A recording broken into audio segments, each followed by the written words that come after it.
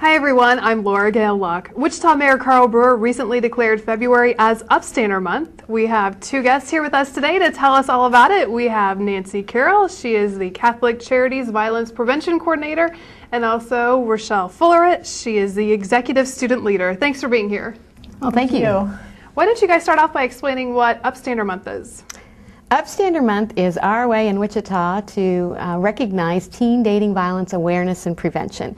Upstander means basically someone who is an activated bystander. Bystander is kind of a passive term, but up means you stand up when you witness disrespect of any kind.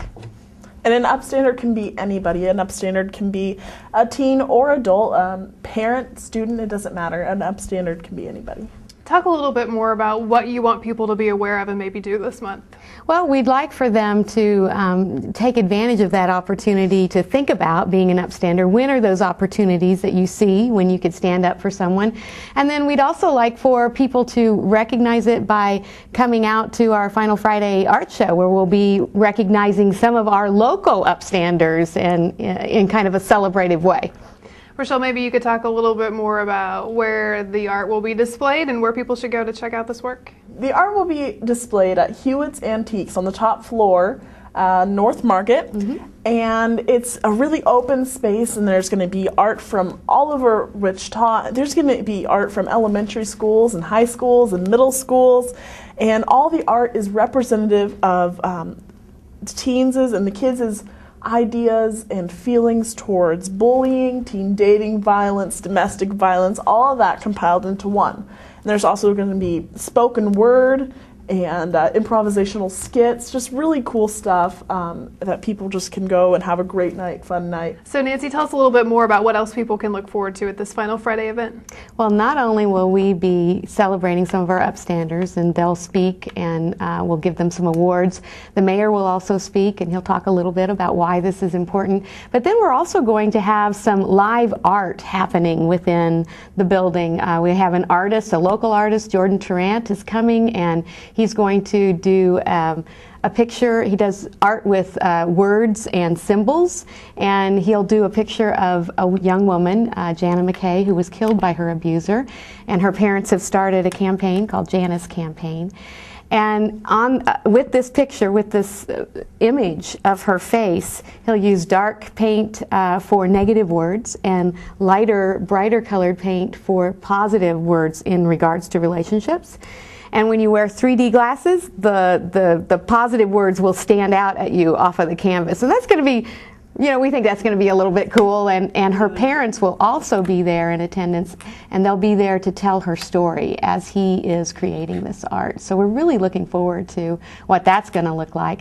And then we also have a piece of art that anybody that comes can contribute to. It's a mandala, and our youth leaders have already started it, and so we're going to let everybody within the community that wants to participate add to it as they go along throughout the night. It's really an impacting night. This is the third year that Start Strong has put this art crawl on. It's just a really good night with lots of fun people and lots of good art. I want to ask you a couple more questions. First, tell me more about this young woman who was killed. Jana McKay, this has been a couple of years ago, and and she had been in a long-term relationship. She had even worked for a sexual assault center at one time in her life, and she was studying to be an attorney. And it just goes to show that anybody can get caught up in an unhealthy relationship, even if you know everything. Violence is not just relegated to one section of the population. If you could tell that someone was going to be violent or be an abuser, you probably wouldn't get in that relationship, right? So it can happen to anybody, and it happened to this young woman. And when I called and visited with her mom to tell her what we were going to be doing and ask her permission if we could use her daughter's image for this artist's rendering, she was really pretty much overcome. One, that we thought of her daughter, but the second piece was that her daughter, and she said there's no way you could have known this, but the man who murdered her daughter, and murder is the word she used, the man who murdered her daughter was an artist. And Jana had worked really hard to get his art in venues because Jana believed in the power of art. And so for us to do this and use her daughter's image, she was very moved by that and felt like Jana would really have wanted that. That's an incredible story. Yeah. Well, let's transition now and talk a little bit more about the art that people can contribute to. When you talk about they can add to it, what does that mean? The mandala? Mm-hmm. Okay, well, it's basically, it's on a really large piece of canvas, and it's separated into different sections. On the outside section is what people can add to, and the inside section is what people think or what they believe a relationship should look like, and what are the components of it, and what Start Strong does to promote healthy relationships. And it just has all different sections to it, and the public can contribute to it, and it'll just be one huge piece of artwork, I guess you could say, made by the city of Wichita. Mm-hmm. And then where will it be displayed? You mean when we're all done with it? That is a great question. We haven't gotten that far, but we do have projects in multiple high schools and middle schools across the city. It may be a roving piece of art that we're able to use in the different schools because we have a lot of kids that are invested in this project across the city. Mm-hmm. And I know that you guys have been getting out and talking to students and getting their input and their feedback. What kinds of things are you hearing from them? Well, one thing that just really stands out to me is that kids want to talk about relationships. This is not an area that we really focus on necessarily within school. I know they didn't when I was growing up, and what kids are telling us today, that this is really not something they're learning about. They're getting it more through media. They're getting it through their friends. So are they always getting good information? Mm-hmm. So when we go in and we're able to visit with kids, or we even have some curriculum that we've been able to establish in some of the schools in the city, it's been we've had a very positive response, not only from the kids, but from the staff that are teaching it. They're amazed at what the kids like about it and how they really want to talk about it. And I know you've surveyed some of them. What did you learn? Well, we learned that, for instance, in middle school, when we surveyed 300 middle school students, 58% of middle school students said that they're already in a relationship. It's amazing. It is amazing, isn't it? And then we asked them, we said, so what age do you think kids ought to be starting to get in relationships? They said they think they ought to start in middle school. So then we asked them, okay, so what age are your friends really in relationships? They said in elementary school. Now, let's think about relationships and kids. That can mean a lot of different things. You know, how many times have you heard a kid say that, they're going out and they never really leave the house, right? Yeah. So their relationships can be online, they can be texting, they can be because they see each other at school, and, but it doesn't really matter. It's how that child defines relationship. Mm-hmm. That's what's important, and we can't minimize that, because it's very significant to the person that's in the relationship, whether we see it as a real relationship or not. Rochelle, give us the perspective of what it's like to be in high school. It's a lot different than when I was in high school. There was no Facebook, we didn't text, so there's a lot more pressure and a lot more opportunities Definitely. to be, connected to people, it seems like. Well, I go to East High, and in school, kids are constantly glued to their phones, as parents would all be seeing, and it's just constant access and constant connection with boyfriends and girlfriends. During class, you see them texting, and honestly, the pressure is on in relationships modern day to stay connected all the time. So it's really easy to put too much pressure on a relationship through, Facebook and Twitter. There's just so many outlets, so many social media outlets that people can stay connected on at school. And probably some extra, I don't want to call it an opportunity, but times where bullying can happen as well. Oh, definitely. I was a peer mediator at East High, and we would solve conflicts between the students, kind of like a little counselor, and I'm probably going to say over 60% of the cases that we had in peer mediations started or were escalated through Facebook or texting. social media networks can be just as helpful as they are harmful. So what made you decide to get involved with this effort? It hit me. It was in 7th or 8th grade. I saw a play called The Outrage at a Choose Respect convention put on by Start Strong Wichita, and really, The Outrage is a production about teen dating violence that really touched my heart, and it had lots of statistics in it that were just out in your face, and it opened my eyes to what a huge problem teen dating violence is in our community and in our nation, in our world. It's everywhere. And so freshman year, I got connected with Start Strong Wichita, and I became an executive student leader with their teen group called Teens About Prevention, or TAP. And from then on, I just kind of fell in love with the whole program, and I love teaching, and I love doing improvisational sketch, which TAP does a lot of, and so I just stuck around. It's an amazing program. Rochelle's been one of our best ambassadors, and she really doesn't just talk the talk, she walks the walk as well, and is a good peer teacher at her school and everywhere, actually. Well, Nancy, maybe you could take a minute to tell us a little bit more about Start Strong and all the different programs you guys offer. Okay, I'd love to. Start Strong is a grant that Catholic Charities received from the Robert Wood Johnson Foundation. We are in our 4th year. It's a $1 million grant.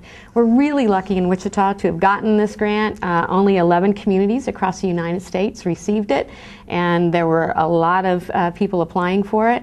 And really, what they wanted to do, and the focus of that, was to focus in on middle school age students, but then think about who all influences them and what influences them. So we are charged with not only finding curriculum and getting into schools and working with the middle schoolers, but we're charged with looking at what about their parents, what about the school staff, what about older teens, which is where our Teens About Prevention group comes in to play in our drama, The Outrage. And then what about the social media, and how is that impacting our kids? And then the final piece is policy, looking at, how does the policy, or even, whatever the laws are in our city, how does that affect, how is that promoting healthy relationships? So we've been able to work with, we have 4 target middle schools that we really focus in on, and in those schools we have curriculum. We're working with the staff. We find opportunities to work with the parents within there, and we're trying to find ways to influence protocol and procedures around teen dating violence. Do you have any suggestions on what parents should know to start talking with their kids, at an early age? I know we discussed some kids think they're in relationships in elementary school. Any suggestions for them? Well, for one thing is make yourself open to it.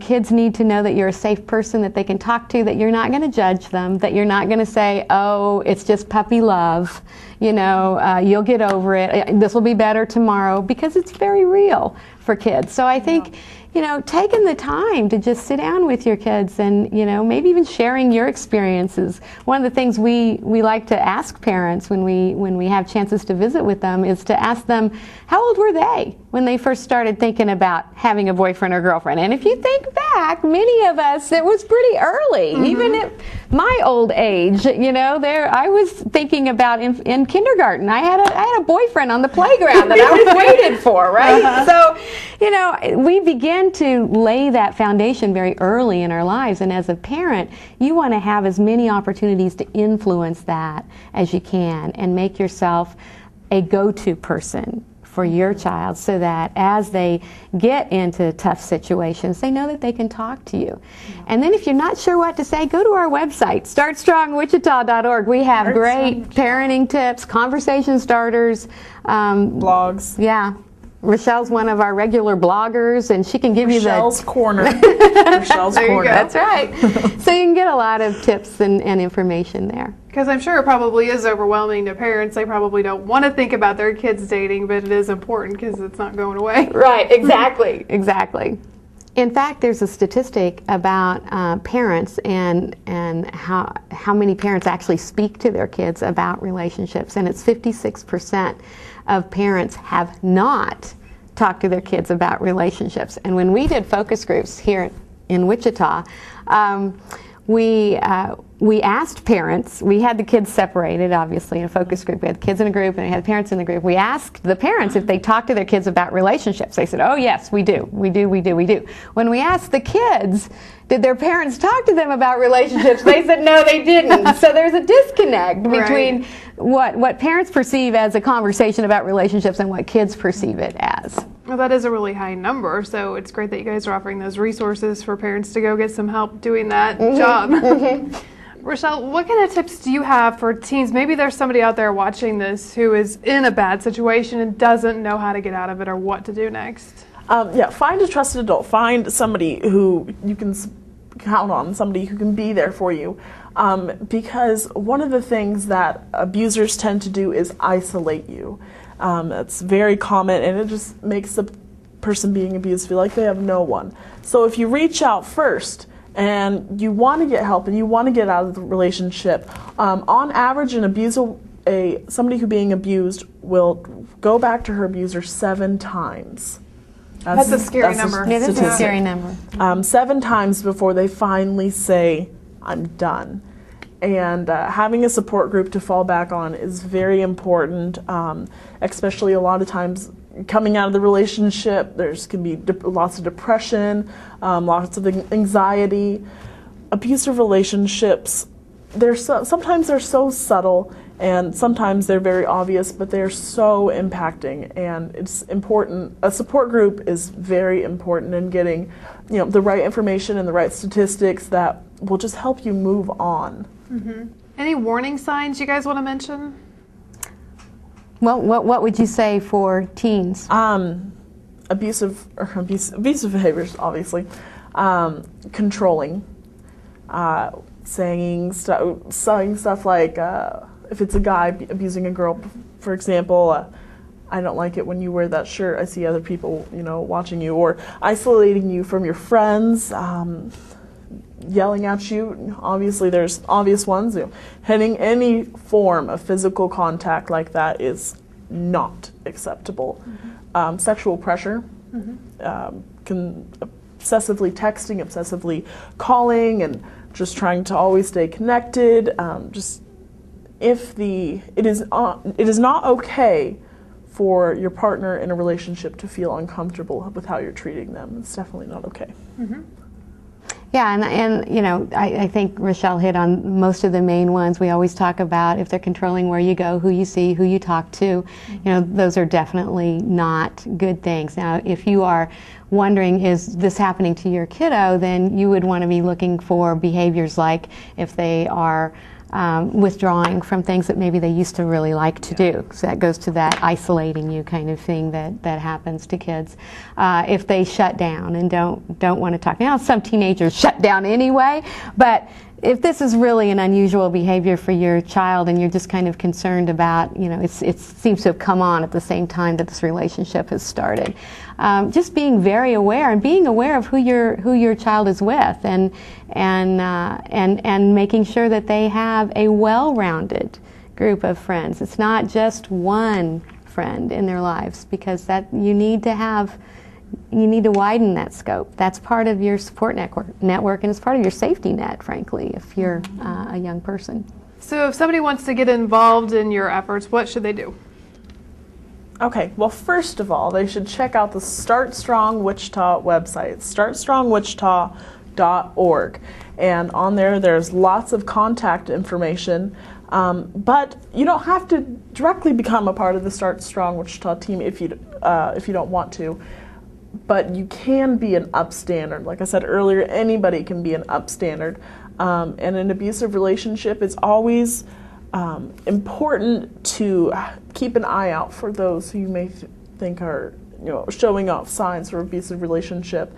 And there's actually a method of staying safe and intervening in perhaps a crisis or a situation where abuse is happening, and it's called the SAFE method.